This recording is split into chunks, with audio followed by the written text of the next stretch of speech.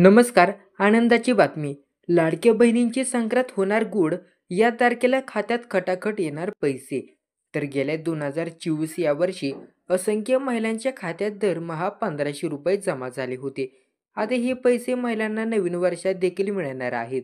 जानेवारीमध्ये महिलांच्या खात्यात 7वा हप्ता देखील देणार आहे. तर लाडकी बहीण योजनेसंदर्भातील संपूर्ण माहिती आपण आजच्या व्हिडिओमध्ये जाणून घेणार आहोत.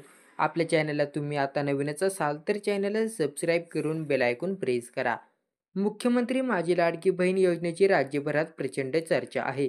या योजनेच्या माध्यमातून गेल्या 2024 या वर्षी असंख्य महिलांच्या खात्यात दरमहा ₹1500 जमा झाले होते. हे पैसे आता महिलांना नवीन वर्षात देखील मिळणार आहेत. जानेवारीमध्ये महिलांच्या खात्यात 7वा हप्ता मिळणार आहे. हे पैसे लाडक्या बहिणींच्या खात्यात जमा करण्यासाठी सरकार संक्रांतीच्या मुहूर्त साधण्याची शक्यता आहे. त्यामुळे लाडक्या बहिणींची संक्रांत गोड होणार आहे. राज्य सरकारने लाडकी बहीण योजनेची सुरुवात जुलै महिन्यापासूनच केली होती.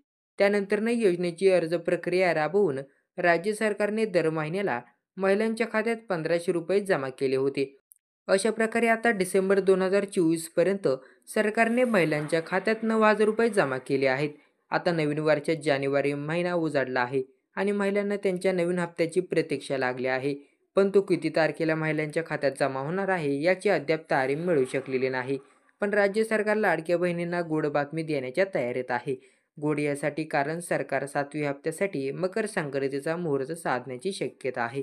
सरकार महिलांना मकर संक्रांतीच्या मुहूर्तावर पैसे पाठवणार असल्याची माहिती सूत्रांकडून मिळते. त्यामुळे या मुहूर्तावर जर खरंच सरकारच्या खात्यात पैसे आले तर लाडक्या बहिणींची संक्रांत आणखीनच गोड होणार आहे.